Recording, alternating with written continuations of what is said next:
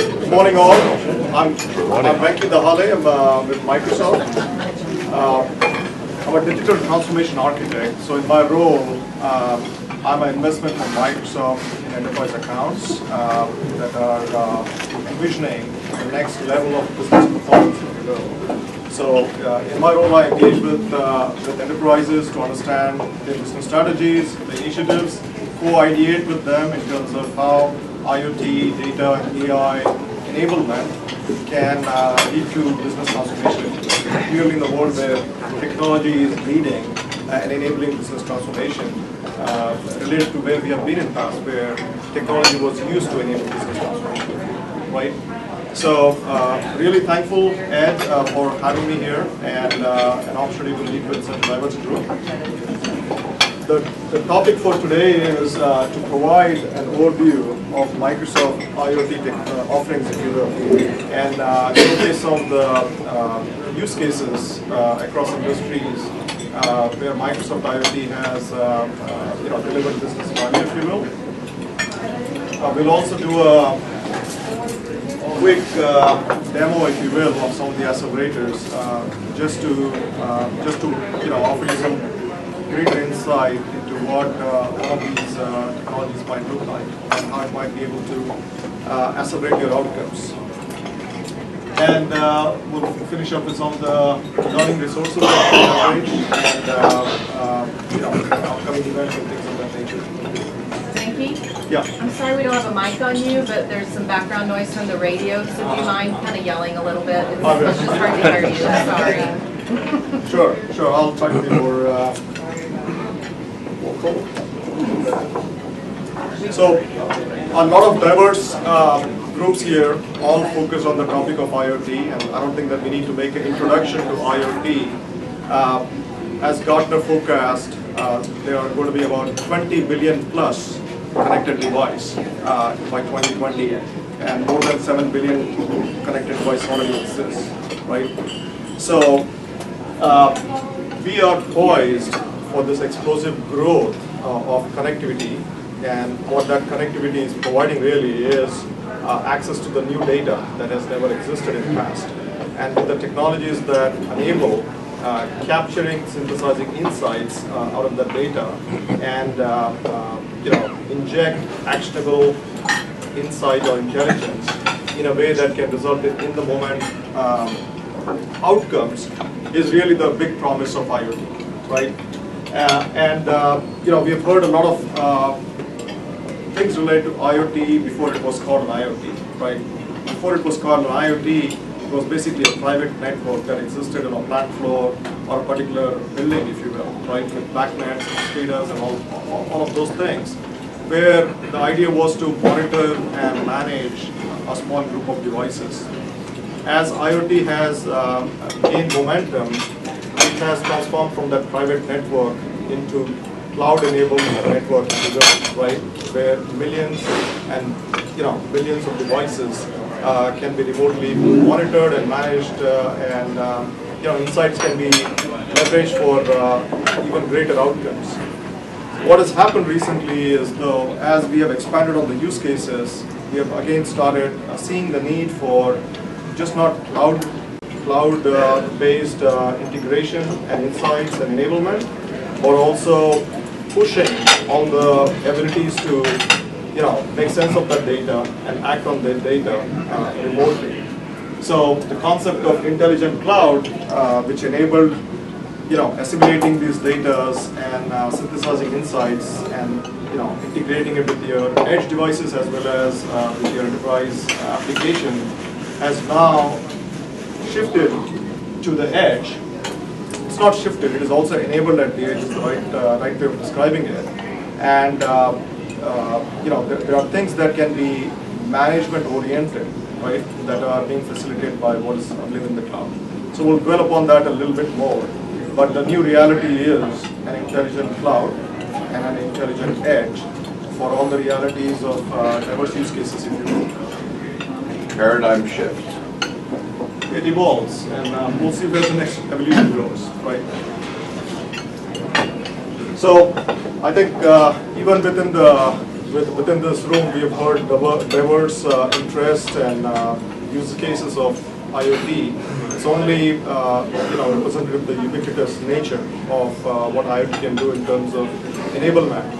From connected cows to smart grid, we are seeing many diverse real-world use cases, right, where the concepts and technologies related to IoT are enabling good outcomes.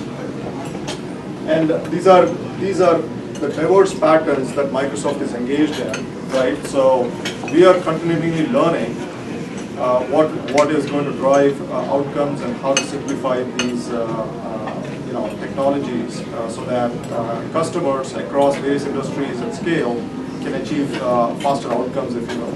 So we are in a great spot, right, where we can engage at scale with various diverse customers and use that to accelerate outcomes, use that to inform our product offering and make it that much better. So some of the customers that we have engaged with and delivered value, as on this slide, with Finning, which is the largest distributor and reseller of Caterpillars, right? IoT enabling the haul trucks and things of that nature, if you will. Rolls-Royce, which has advanced its offering to the airlines, smart services that provide TCO-based and SLA-based outcomes for the engine, right? Which is basically product as a service kind of a concept. Is also being advanced by Microsoft IoT. ThyssenKrupp is a great example. It's one of the largest elevators, something that touches our everyday lives. And they have really taken this concept of IoT and ideated with it in a way that is very effective. So they are not only managing their install base of 1 million plus elevators globally, but they've also been able to take their capabilities and their offering and white label them, right, and extend it to additional partners, if you will, to provide monetization and things of that nature. And they have taken this concept of digital twin, right, which is very centric to all things IoT manufacturing to a next level, right, where the expansion of digital twin beyond very is being enabled by augmented reality, connected field services, which is very core to operations and operating a smart device, if you will, right? Install these smart devices, and then also just drawing extreme engineering in terms of high performance computing and things of that nature. So, this is to just illustrate that what we are talking and what we are interested in terms of IoT are already delivering tangible results, right? So it is an imperative for us to consider what can be achieved with data, and really IoT is a mechanism, right, to capture and curate that data, and there are technologies available today to synthesize timely insights, right, and capitalize on the insights in a timely manner, if you will, right? That to me is the central promise of IoT, right, and the application of that varies across industries and use cases. So from a archetype perspective or archetype perspective, when we talk about IoT, we talked about the notion of intelligent edge, and we talked about the notion of intelligent cloud, right? So historically, devices were connected, when I say historically, I mean just as IoT began its journey, right? In terms of a modern concept, devices that were IP enabled and had the connectivity to connect to a cloud through a gateway, to a protocol translation, and all that stuff that needs to be done to just capture that telemetry, if you will, right, and to allow for that bi-directional communication. And the idea was to capture that data, turn it into insights, and then action upon it in a quick manner, right? But given the realities of latency, perhaps even regulation in some markets, and the economics of metered connectivity, the shift of that capability is also needed on the edge, if you will. So Microsoft offerings, alongside open source technologies and also competitive source technologies, which are also something that Microsoft is enabling, allows for this diverse architecture, or this architecture that addresses the full gamut of use cases. And we'll talk about some examples of that. But before we transition, any thoughts or any questions related to this pattern? Is this what you guys are seeing and thinking as you are envisioning the IoT initiatives and what you have in terms of your current office? Some deployments, yes. I mean, in some deployments, a cloud edge strategy is the way to go. It depends on how much media processing and latency tolerance you have. If you have a very low latency, tolerant, if you can tolerate latency, the edge becomes less important. If you actually have to process immediately and, the returns are too deep, it's especially prevalent when you start talking about connected car, right? Because, you need sub-millisecond response to go forward and do that, so edge is very important. Right. Yeah, so as well, if you're dealing with utilities or secure installations, right, like the electric company, something like that, or DoD, government-run applications, are you seeing they tend to stay at the edge, or do they have a hesitation to go into the cloud for security reasons? Yeah, I think that question is a very interesting question. I've heard a lot of, at least a few of you guys focus on the topic of cybersecurity. And cybersecurity is a very big topic, right? And quite frankly, a topic that needs to be addressed robustly to see any real adoption, right, of IoT technologies, both in the consumer space as well as the commercial space. The topic of security has been, a hindrance to cloud, right? Only from a perception perspective. The reality is, cloud enables better security, only because of the economies of scale, right? As you can see, when you're doing this at scale for millions of enterprises, right? You can hire the best brains, you can, employ the best infrastructure, right? To solve for it in a robust manner, right? As opposed to an enterprise that would be doing this in a, one-by-one manner, right? So just the economics of it is such that, security is better enabled in the cloud. And I'm not just talking about Microsoft Cloud. I think cloud is it's just economies of scale. But the concept of security and the lessons learned are not static. They're continuously evolving. And Microsoft, for example, we are spending $1 billion every year on the topic of security, right? So we take it very seriously along with privacy, data privacy, and that is crucial to achieving the customer trust, if you will, right? But in this context, what I would like to also highlight is security is being addressed, right? In the cloud, I think we have a good story, right? I think on the edge side, there are a lot that comes into play, and we'll talk about security aspect also. But there is a recognition that it has to be addressed here, right? Otherwise, you have all these zombie devices, right, bringing infrastructure down. And towards that, from the lessons learned in addressing security, DDoS attacks, and what have you, we have taken the lessons learned, and we have, enabled the edge. We are enabling the edge in a manner that addresses that topic.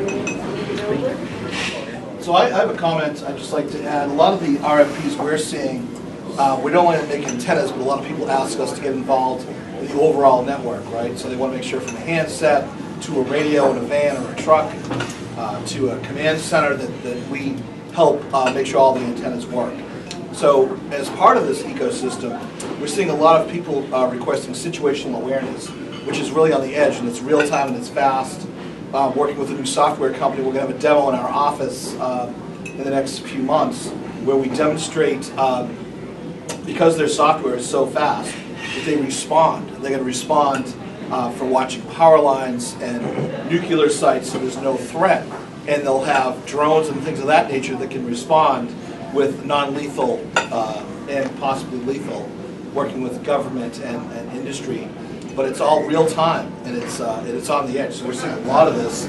So just what you're saying is exactly right from what we're seeing. Just thought I'd add that. I had a simple question. So is it fair to say that this cloud can be public or private? The offer? From a the enablement of that in private versus public, we should certainly discuss. Right? What's on the edge is obviously private, right?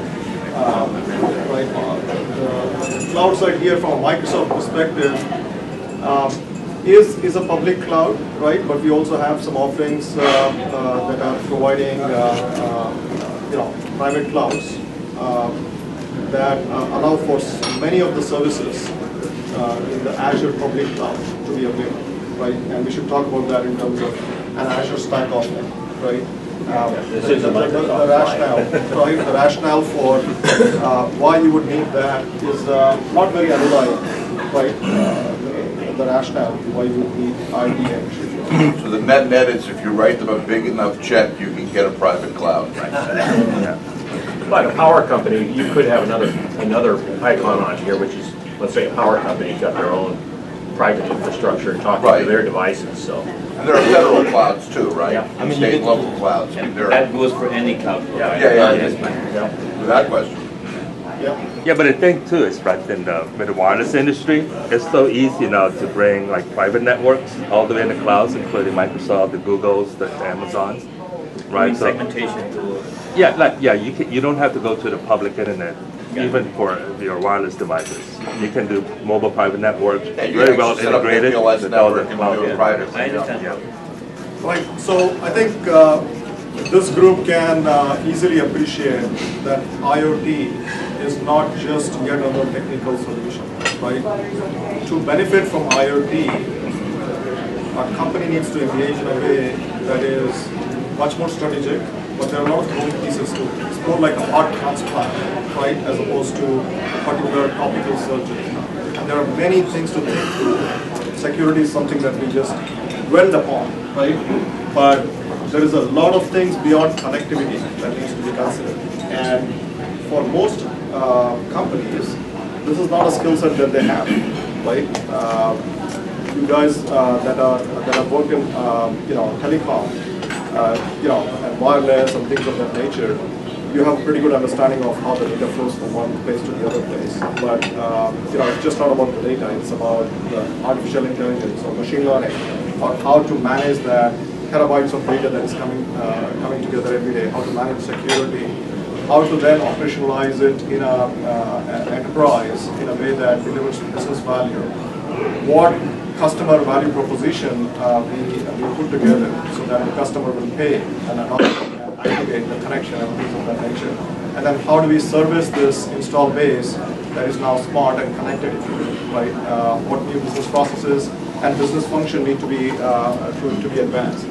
So there is a lot of thinking, right, that goes into it before the projects can be real. So it's always beneficial in that context to use accelerators and offerings, right, that can address many of these needs that are coming in the way of time to value, right? Any thoughts, questions here? All right, so what is Microsoft doing to address this? So Microsoft's offerings in the cloud side, if you will, have been on, the platform as a service, and not to get technical with it, but basically, in the clouds, in the public cloud space, there is the infrastructure as a service, there's platform as a service, and there is software as a service. Those of you who have used Office 365, for example, or Dynamics is an example of software as a service. The infrastructure as a service is basically VMs, right? And your experience with using VMs might not be any different than what you're seeing on premise with your data centers. When you spin up a VMware-based VM or some other technology-based VM. Platform as a service is a hybrid between the two, where the infrastructure management is addressed, where the application is enabled in a way that you are working on configuration and coding, right? And your focus is on application, your focus is on data, not managing the the infrastructure layer, if you will, right? But can you control, like when you do a platform as a service, managed service, like when you deploy it, can you deploy it within your own VPC or private cloud or something like that? Yeah, so the enablement on the cloud side allows you to have that experience, right, where you can lock down who's accessing it and how you're enabling it to the world or to your enterprise. So control over IPs, having a setup for VPN, having a dedicated SLA, in a way that this looks like yet another data center location is absolutely what is possible. I'm thinking from like a medical HIPAA compliance standpoint, right? Basically we have like, if I set up my own EC2 instance or whatever instance in the VPC, I know that I can create a HIPAA environment around that. I'm trying to understand, like, if it's a managed service now or a complete serverless service, how do I like know that the container that's servicing this is within my VPC, or how do I guarantee that that is within the bounds of the HIPAA environment or whatever? Right. So HIPAA compliance, PCI compliance, PI compliance, and all that stuff, right? Are things that are front and center to adoption of cloud. And Microsoft has been if anything, our provider, we have the greatest number of compliance. But meeting these compliance needs is a shared responsibility, right? And in the platform as a service space, we have many services that are HIPAA compliant and are PCI compliant. Oh, okay. So right? services themselves are. Right, and so they are declared as such, and we have a listing of which services in the past work are currently compliant and so forth. And as you engage with us, we can discuss how to enable, right, or how to address the needs in that space more broadly. Also on Microsoft's site, there is a compliance portion of it. So if you go to Microsoft Trust, it'll give you all the federal regulations, all the business regulations globally that we support. So that way, if you're looking for HIPAA or SOX or PCI, then you're going to know that, yes, this is what has to take place to remain compliant. Actually, I've had some experience with this too, because we just went through a German data center, whatever it's called, well, we had to move some of our services to a German data center, so that has to be isolated in order to comply with Germany. Especially since a lot of countries have data integrity rules that the data must reside in the country. Cannot leave the border. Cannot leave the border, right. So in case in point, Canada is very strict on that. Yes, with the GDPR regulation. So what we are discussing here is the enablement in the cloud, but there's also combined with these offerings enablement on the edge, right? And we'll talk about that shortly. But going into the offerings, we have what is called as IoT Suite, which is basically a collection of services, Lego blocks, if you will, right? That can be leveraged to build your solution, right? From the cloud gateway, to device provisioning, to synthesizing the insights that you need, to integrate those insights in a mobile environment or an enterprise environment or in another cloud, if you will, right? So all of those capabilities are enabled. And you can configure that in a way that makes sense to your particular solution.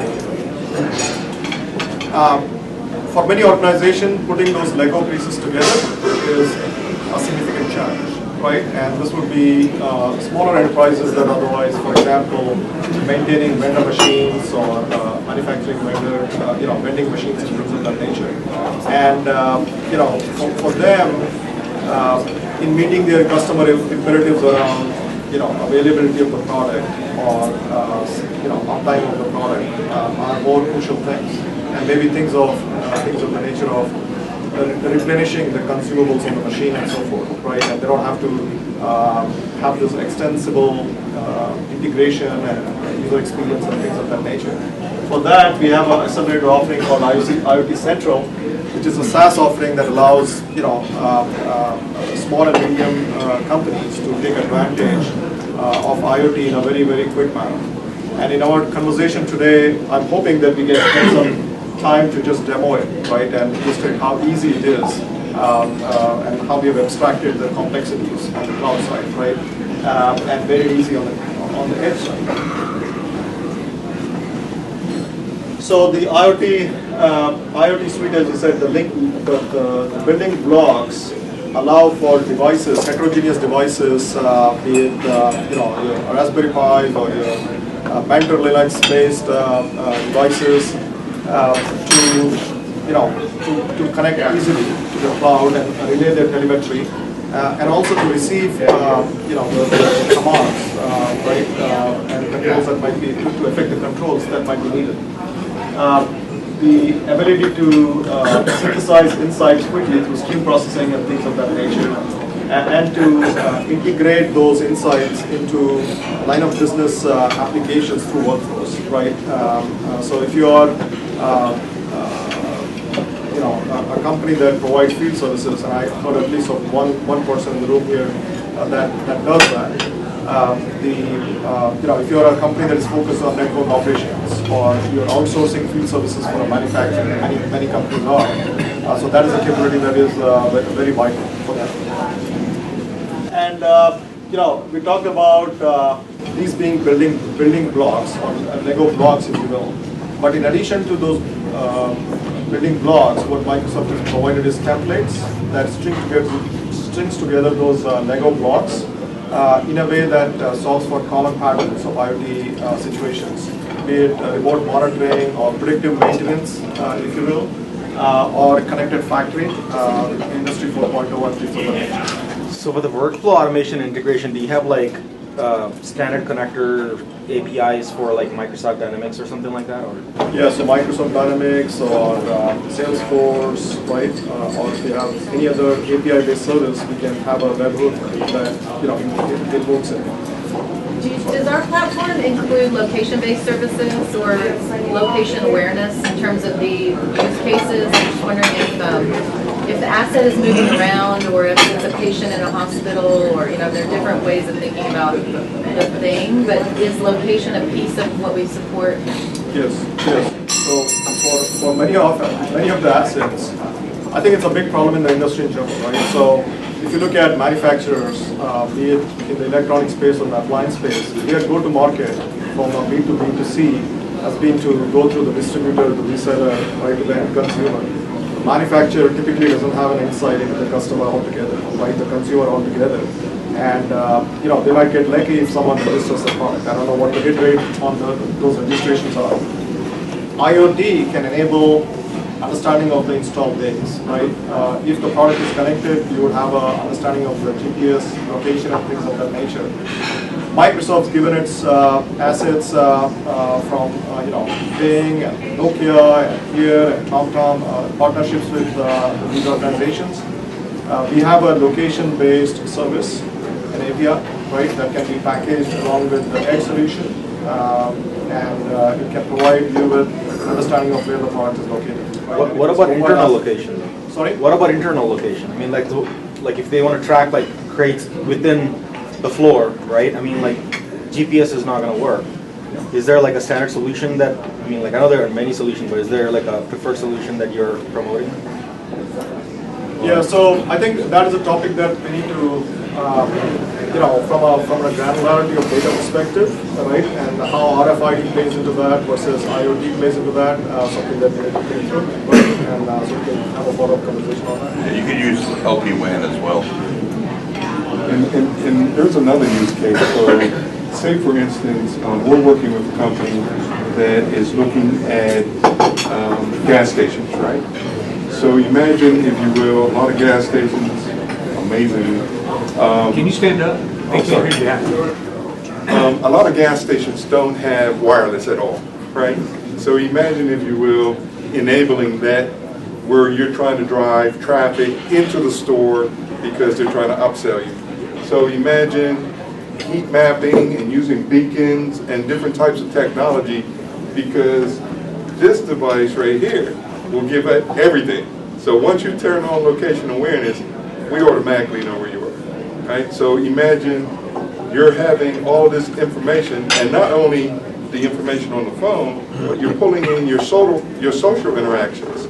So if you got LinkedIn or Snapchat or Facebook or anything like that, we're pulling that in as well. So it's saying, okay, oh, he likes this.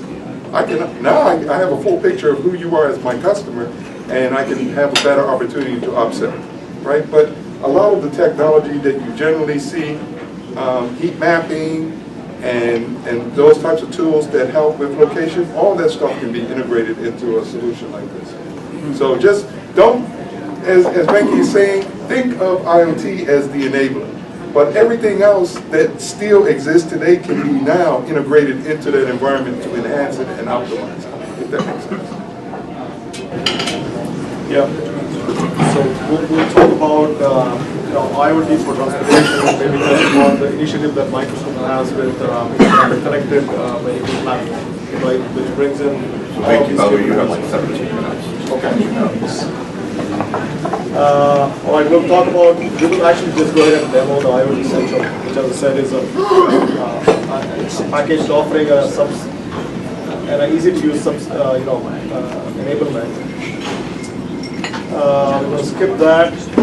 So let's just cover the breadth of what we see as needed in addressing the IoT need, addressing the IoT needs. So with millions of devices out there, they need a platform, a secure platform to do things. Microsoft has a Windows IoT 10 core, right, which can be your operating system for the devices. But if you prefer Linux or if any other flavors of Linux, you're absolutely welcome to do that, right? We have SDKs that would run on a wide variety of heterogeneous devices. Be it Linux or Windows to enable the IoT edge side, if you will, or connected sensors and things in general. There is a security program that brings in the specialists to address cybersecurity risks for your particular situation in a very robust manner, right? We have an offering called IoT Edge that allows you to package all the logic at one place, manage it centrally in the cloud, and then deploy it at scale in the field. And I think those of you from mobile experiences can appreciate this when, for example, the updates that you get from your Apple device, right, are examples of that where you're doing over-the-air updates and things of that nature. So that logic can be bespoke, the logic can be packaged and can be deployed on the edge through the IoT suite offering that Microsoft has. From a IoT services perspective, IoT Hub is where all that magic happens of command and control and the packaging of what's deployed on the edge. In addition, we have a device provisioning service which takes care of the install to retire lifecycle of a product. Right? If you're a manufacturer and you're trying to enable the connectivity of that, you have to start thinking from the device identity, right? From a device identity, how you will connect it, how it will be registered, and how that connectivity is not going to be compromised, right? To where the same identity can be shared by multiple devices, for example, and it can result in unhelpful outcomes. So thinking through that, enabling that for manufacturers is what we are offering through device provisioning services. And the remainder of services that you see here are to do with acquiring that data in a way that is scalable, synthesizing insights from that data in a way that is effective, and then operationalizing that insight either through mobile channel or to enterprise channel or to any other cloud-based service, right, to affect action. And on top of these services, we have those offerings that we just discussed in terms of the IoT suite and then the IoT Central, right, that allows you to take advantage of it. Any questions on this? What's up? So you had a demo? Yes, let's do that. I know we all love a good demo. Let's go to the movie, folks. Let's do the demo. Since you only have 2 minutes, I figured out. He has 12, he has 12, don't come short. Get the demo in. This is we're kind of a robust crowd. Hey, I'm not selling, I'm just going to see it for myself. So just to set the context for the demo, we want to consider a manufacturer that is building a smart thing. It could be a vending machine, it could be a a pump, it could be a refrigerator, or what have you. I think all of us can appreciate that a connected product is a prerequisite to a smart product, and for us to embark on the organizational change that is needed, the scale is important. So the notion that we are highlighting here is that for any product that you manufacture, think about connectivity ahead of smartness, right? And then make sure that you can address these sticky issues of customer trust, many of the things that we discussed today, right? Open standards, interoperability, cost of goods sold, obviously, right? So you're not spending inordinate amount of time and money in R&D and things of that nature. And understand that beyond enablement and a smart product, there is a long tail of support that you need to offer. Most devices or equipment, right, consumer appliance, durable goods are having a warranty of 10 years. And you need to make sure that your offering of smart product or a connected product does not result in eroding profitability and margins, right? Because the product goes wrong or you have to service the product multiple times. So those are bread and butter issues that every manufacturer or any company that is indulging in IoT needs to address. And then on top of that, you can have offerings that are smart, both in the commercial and residential space, if you will. So what we will discuss today is an example of a product where we are enabling the first generation of it, which is the connected, connected telemetry, and providing that basic twin that enables the smart outcomes. So with that, I will launch into the demo.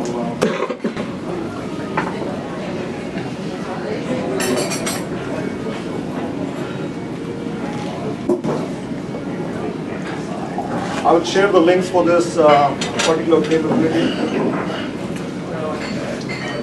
So we're going to start with a cloud-side solution that will allow you to connect your devices, if you will, right?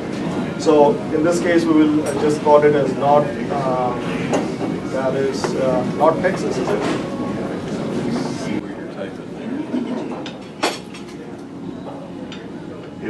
Different screen on your screen. I'm not sure we're seeing. You're not seeing your screen. Yeah. He's on dual screen and he's not showing you. There you go. Just drag it over. Standard Microsoft feature. Or I'm just providing A piece of work. information. So I'm going to start with a blank template here.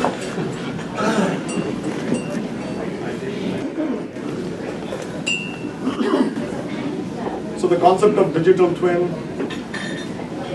you all understand? Yeah.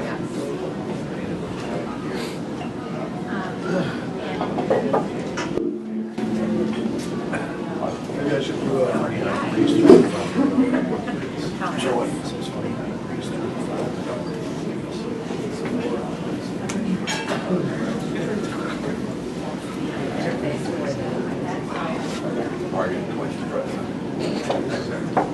So I'll start with creating a device twin, if you will, right? And let's consider an example of a pump.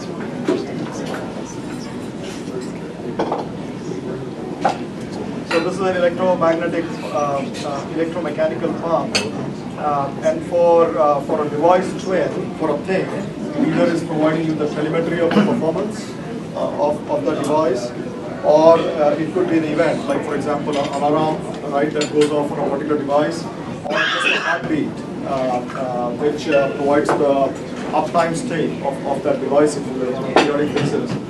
This particular offering is in preview right now, and we're going to consider only telemetry. We're going to enable event and state pretty soon, so that's nice. But right now, we'll just start with the telemetry.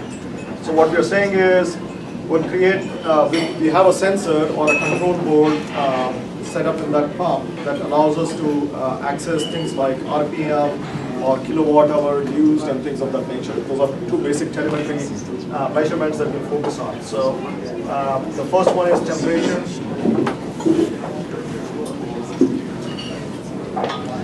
And this is Fahrenheit. Value is 42, value is The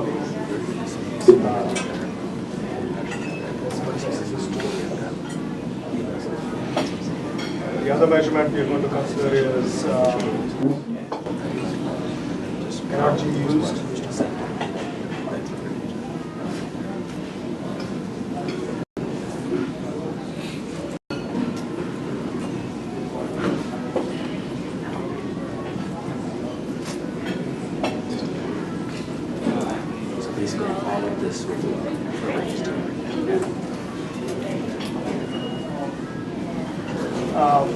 So at this point, I've created two elements of telemetry, and then settings are things that I could affect on the device, and this could be like a knob that I turn to change the speed of the pump, if you will, right?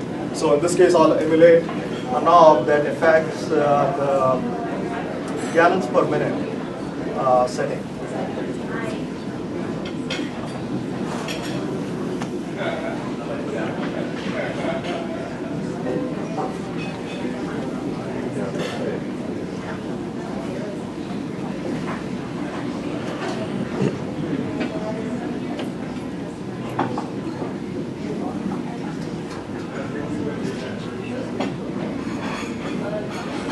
So the significance of this setting is this is something that you can remotely affect on the device, right?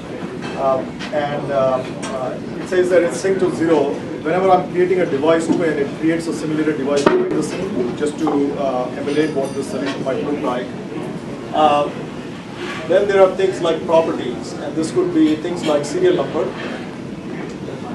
or and so there's, I'm going to put a text here.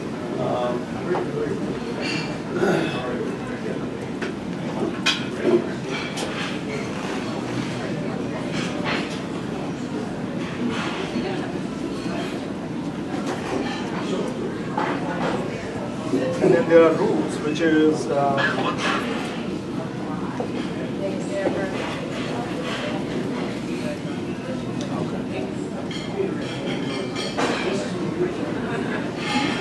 so for the telemetry that we've established, we can establish some rules. If it is greater than 120, then it is a high alert situation, if you will. And then going back to actions, you can send an email when certain thing happens to an administrator, or you can have a webhook which will be soon enabled, and it can follow any service, be it on-premise or any other cloud, if you will. And Microsoft, with its Dynamics 365 field services, is also going to have enablement there. So if you have implemented the field services module in Dynamics, you can type in the alerts right away over there, right? And then for the operator, who is going to be monitoring all that information coming in, you can put together a dashboard that showcases basic telemetry and setting information and so forth, and alerts, if you will. So I can put together a line chart here, for example, and so it's a basic KPI. I'm going to focus on temperature and energy used, and I can define what time frame I want to focus on. I'll say focus on the last week's data. And there you have it. You have an out-of-the-box dashboard that is showing those 2 meter telemetry readings, if you will. And you will see as the data comes in, or as it is simulated, that chart advancing, if you will. So at this point, what we have put together is basically a framework template for any particular device, right? We have established telemetry, or these are the measurements that describe what it is about the device we will be receiving in a remote center. We have established settings. Those could be things that we affect about the device from a remote location, such as fan speed or RPM or what have you.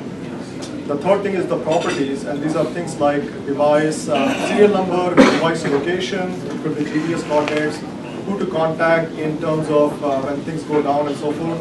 You can have reseller information there, you could have customer information there, and what have you. All the things that come out of registration, user registration and things of that nature, or product activation in this case. And then we talked about rules, which are based on the telemetry, set of thresholds so that we can manage exceptions, right? So this is the building block of a digital twin. Now we can go ahead and create product instances that are subscribing to that device twin, if you will, right? So is the Microsoft IoT Central, is that like a product suite that Microsoft has that, I mean, like I as a company can go and actually start a complete application on? Yes, so this is a SaaS offering, right? It allows you to, quickly define your product in a digital space, that the device twin, if you will, right? And then you can simulate before you, hook your real devices to this. Yeah, this reminds me of companies like Johnson Controls, Emerson, Eaton. So are you enabling those companies, or is your go-to-market directly to the enterprises, or how do, is it both? Yeah, so those are two company examples actually that are enabled by Microsoft IoT. So Johnson's Control is actually got a connected chiller offering that uses the Azure IoT suite. So you're talking It's probably similar to the stuff like the AT&T's, the like the Verizon, director similar. of water treatment for a city. Yeah. How are you going to assure that guy that you're not going to have a breach of security by providing this capabilities for his pumps? Yeah, so I think the topic of security is something that we engage in a meaningful dialogue. We try to understand the footprint that the customer is in, and we bring understanding of how Microsoft will enable, right, the infrastructure and a particular solution in a way that fully addresses the security issues. But you're going to have to solve that before this really proliferates in the market. Yes, I mean, so smart cities is one of our focus topics, right, for IoT, for example. And we have many utilities around the world that are working with us on, IoT enablement. Be it companies like Pacific Gas and Electric from utilities perspective, or Ecolab, which manufactures water purification and provides water treatment and things of that nature. Just to comment on that, I think what Venky is alluding to is that what I see as well is that every company, every utility, every city is going to have a different context. And so when he's not saying we don't have a solution, he's saying you have to look at it on a case-by-case basis, because you have to assess what is their current security profile and how do you build a security strategy for that. May I rephrase it? I mean, do you offer SLAs around security? Well, doesn't the Department of Homeland Security have kind of guidelines in place? Well, those might or might not be recommended. Yeah, I mean, you can speak to So- NIST. NIST so- is the governing body for those. So security is a shared responsibility. And, going back to the SLA, we have SLAs around our services being up, right? And we value that to 99.99% in many of the platform as a services, if you will.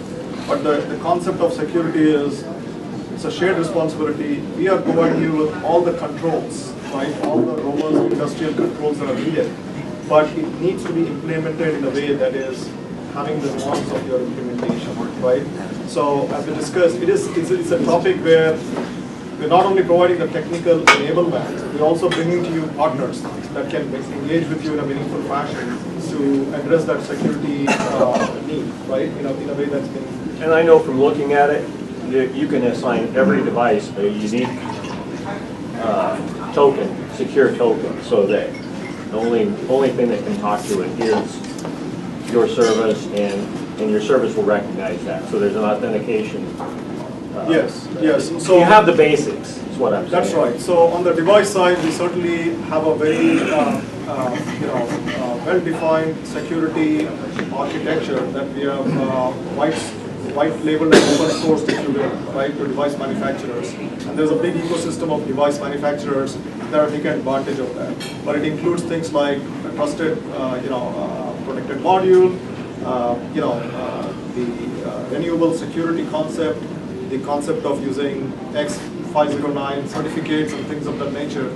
So all of the things that are available, right, the cutting edge things, right, are enabled by the way we are providing that service. But again, on the edge side, because of the diversity and the openness, right, it is up to the manufacturer to use the right devices. I want to, as a follow-up, speak about security and how we are managing that with the white paper that we have just published. And we have set up let me actually just go to that. We have set up a contest to allow the hacking community to engage, if you will, right, and try and break it. Are you inviting Russia? There's $100,000. There is $100,000. They're already there. I'm sure that they are there. So, as we said, there is a white paper that's out there at AKAMS.7 properties of the secure device. I encourage you to read it. We have put together an experimental chip, right, that enables the IoT use cases, right, and it provides an example for manufacturers, right, of various chips or devices to take advantage of, right, and with this offering, there is clarity of why, what are the various characteristics you need to think through to enable those, the edge security. To what extent is the Microsoft IoT platform, I guess, embedded underneath the hood of a Johnson Controls or Tyson Krupp solution, right? It's their endpoints, and they're bringing this whole solution to their customers. You're not dealing directly with their end customers around security issues and, them questioning how secure everything is. That's really a discussion that you have with the solution provider that's going to leverage your platform, right? You kind of handle that all up front, make sure they're comfortable with it, and then they take that whole offer to the market, and you're kind of one step removed from the end user, right? Absolutely. So it would be us working with Johnson's Control device of them, right? At the end of the day, they need to provide transparency to their end customer in terms of how they are enabling security, right, and addressing their concerns. So transparency and certifiable, provisioning of security is important, right? So we recognize, given our work with various customers, that security is at the forefront. It has been to drive the adoption of cloud and cloud-based services, and it will be in enabling IoT, right? Security, privacy are two big things that will come in the way of customer adoption, both in the commercial space as well as consumer space. And I just want to, and this is not a selfish shout out, I have not seen this presentation before now, and so I'm really excited about the fact that you do directly tie into the business layer. One of the challenges we've had as a community, I haven't been here recently, but I've come to look at these groups a lot, and one of the challenges we have in IoT is a lack of a business case. We can connect new stuff, it's all cool, we're all technical, we never could do this before. Let me tell you how all these protocols interwork and interconnect, but nobody knows what it's worth. And so getting it directly into the business layer and making it actionable in field service and in HR systems and nurse call systems and activating the results that come from the analysis of the data as fast as possible will get you the payout that he had in his fifth slide, I think, or second slide. Because if you don't have the payout, you don't get the financial support to do anything. So I'm excited that it may not be perfect, but we're getting it all the way up to the ERP and the decision technology level where it's making business sense. And that's what I think we need in addition to security to make these projects. I promise, last start question. happening. That's a perfect segue. So what percentage of your revenue is from IoT? Okay, that's an interesting question. You could actually claim all of it, right? So Every dollar of Microsoft's is IoT. No, you're being facetious. No, I'm not being facetious, I'm being actual pointed. Really? Yes. So the cloud economics, right, are predicated on landing the data estate, right? Data is what powers the cloud economics, right, and brings all the revenue.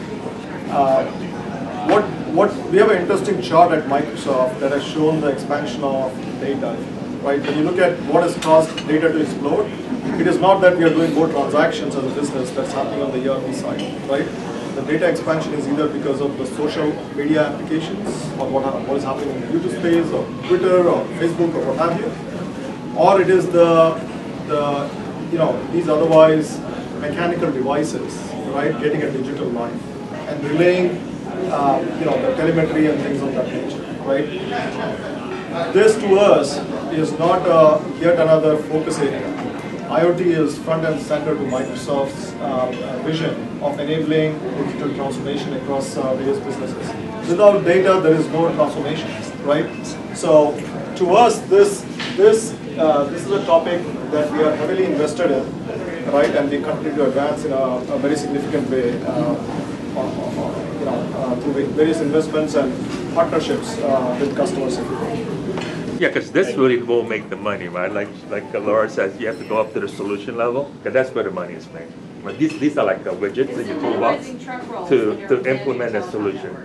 Right? Yeah, like you look at, just like companies like Verizon, right? You wouldn't believe that in the IoT space, telematics, they're a global leader, $1 billion a year.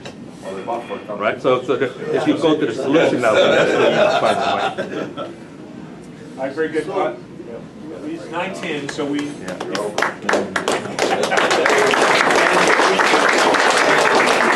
Okay, so we welcome to come up and talk to Venky if you have more questions and things you want to talk to him about. I also have 7 cards from Dean, who's the Microsoft running the incubator group for Microsoft.